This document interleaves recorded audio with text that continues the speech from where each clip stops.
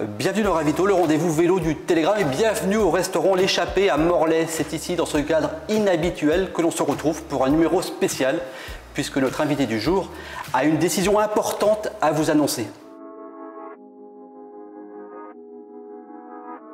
Bonjour Joanne Lebon. Bonjour. Joanne, tu as pris une décision importante, est-ce que tu peux nous en dire davantage? Oui, une décision mûrement réfléchie de plusieurs années dans le vélo. J'ai décidé d'arrêter la compétition. Je ne dis pas d'arrêter le vélo, mais au moins arrêter le sport de haut niveau. C'est une décision réfléchie en famille, quoi. Quelles sont les raisons alors qui t'amènent à prendre cette décision? Plusieurs. J'ai fait ma carrière professionnelle, c'était un bon moment. Des belles années. Et puis cette année, le groupe Bleu Mercure m'a tendu une proposition intéressante avec une année de transition, avec une reconversion. Donc du coup, voilà, c'est un moment où il faut poser les choses à plat. Et le vélo, c'est beaucoup de contraintes, beaucoup de temps, beaucoup de sacrifices. J'ai envie aussi de profiter aussi de ma famille, profiter des week-ends, profiter aussi de rentrer dans la vie active aussi. Justement, donc tu as commencé une reconversion en tant qu'agent immobilier. Tu courais à l'UC Briochine cette saison. Ça veut dire que c'est pas possible de tout faire? C'est possible. On va dire c'est possible parce que dans le milieu amateur, beaucoup soit à l'école, soit au travail et font du vélo. Sauf que moi j'ai connu 14 ans à faire que ça. Je ne dis pas que j'ai une grande carrière, loin de là. Mais ma carrière est derrière. Je n'ai plus d'objectifs à avoir de résultats que du coup, voilà, c'est compliqué d'avoir plusieurs choses. Avoir une vie de famille, cette année j'ai intégré une formation à CCI de Saint-Brieuc, donc intégrer l'école, chose que quand j'étais jeune, j'étais pas trop un fan de l'école, donc du coup se remettre sur les bancs de l'école c'était un peu plus compliqué. Le travail, la vie de famille, les entraînements. Voilà, c'est des choses qui se font, mais que voilà, j'ai envie de prendre un peu plus de recul. Ça veut dire aussi, Joanne, que tu n'acceptes pas d'être moins bon que par le passé? Ah si, je pense que c'est ça, c'est ce petit côté-là aussi qu'on n'accepte pas déjà de rouler moins. Cette année, je vois bien, j'ai divisé par 4 voire par 5 mes entraînements, que du coup c'est plus difficile le week-end, c'est moins de plaisir sur les courses. C'est quelque chose qui n'est pas facile à accepter. Avant de parler de ta nouvelle vie, on va revenir sur les temps forts de ta carrière. Et le premier, c'est évidemment ton titre de champion du monde junior en 2008. Tu écrases la catégorie, une catégorie où à l'époque il y a Peter Sagan, il y a Michał Kwiatkowski. Quel souvenir toi tu gardes de cette période-là? Des bons souvenirs, on va dire, c'était du vélo plaisir.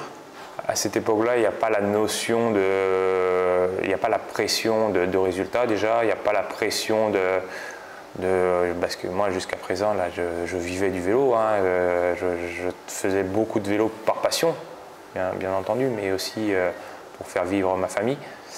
En junior, on ne s'occupe pas de ça, c'est vraiment le vélo pur. Des beaux moments, par contre dominer, non, je ne dominais pas la catégorie. Je pense que j'ai eu une chance inouïe d'être sur deux événements différents où j'étais vraiment dans des jours exceptionnels.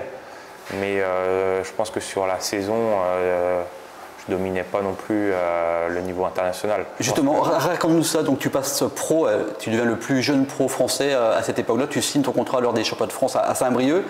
Tu disputes ta première course pro en juillet et ça se passe pas super bien. Non, ça se passe pas super bien, c'est un tout. C'est, je pense, moi qui me met une pression. Le niveau aussi.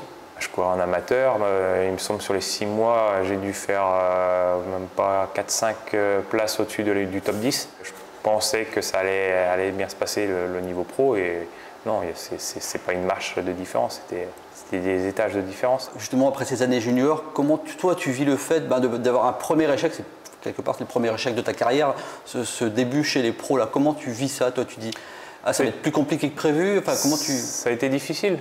Même en junior ou les catégories en dessous, cadet, minime cadet, j'ai pas eu d'échec non plus. J'ai raté des courses.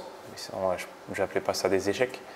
Et là, au bout d'1 mois, 2 mois, quand on ne met plus un pied devant l'autre, pour moi, c'était un échec. Donc, ça a été un peu dur. Après, j'ai remonté la pente tout doucement. Mais comme je dis, j'ai pas de regrets, quoi.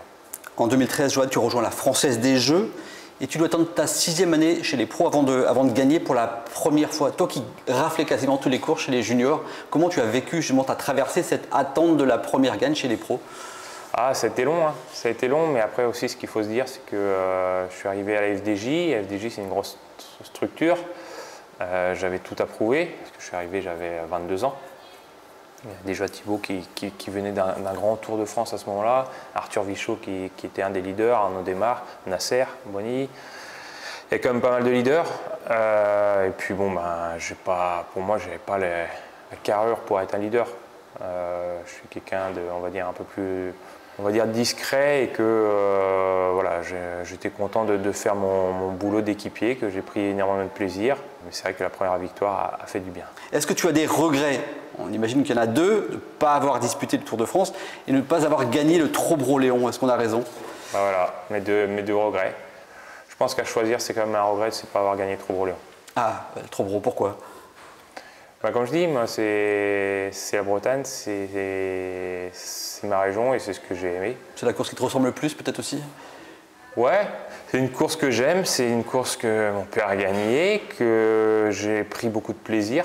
Bon, maintenant ça change, c'est médiatisé, mais avant c'est vrai que c'était une course, on va dire, on allait comme on voulait et puis c'était vraiment une course que j'apprécie énormément. Ouais.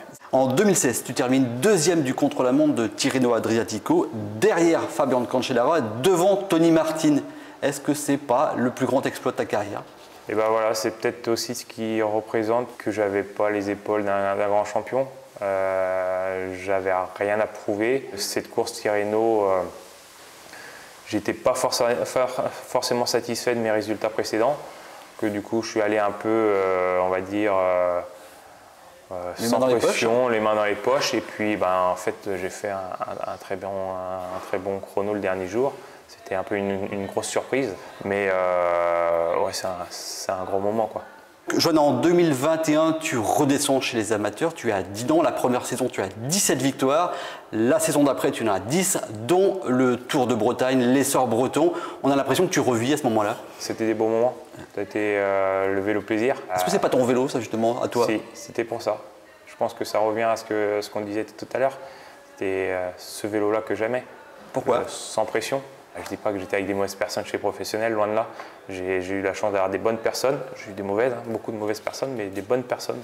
C'était simple, c'était des personnes simples. Comme j'avais dit, je me rappelle le Tour de Bretagne, premier Tour de Bretagne à Dinan. La plupart, ils avaient pris leurs vacances pour venir courir. Et le lundi d'après, ils allaient retourner au travail. Donc ils étaient là, c'était leurs vacances, c'était leur plaisir. Et c'est là que je me suis dit, ouais, c'est vraiment ça le vélo, c'est du plaisir, c'est pas un travail, c'est pas une pression, c'est pas tout ça, même si on se la met en tant que sportif, parce qu'on a toujours un résultat, mais voilà, c'était une autre vision. Donc ce Tour de Bretagne, justement, tu en parles, tu gagnes le classement général, tu gagnes la dernière étape à Lannion, chez toi, devant ta famille, devant tous les gens que tu adores. Est-ce que ce jour-là, tu es champion du monde, non? Pour être honnête, je suis allé rouler avec ma femme 4-5 jours avant et je voulais pas prendre le départ parce que pour moi, j'étais loin de ma condition. Et ma femme me dit non, tu peux pas refuser, tu peux pas faire marche arrière, tu es obligé d'y aller. Et voilà, comme à Tirreno, je suis arrivé vraiment les mains dans les poches. Et c'est là que tout me sourit.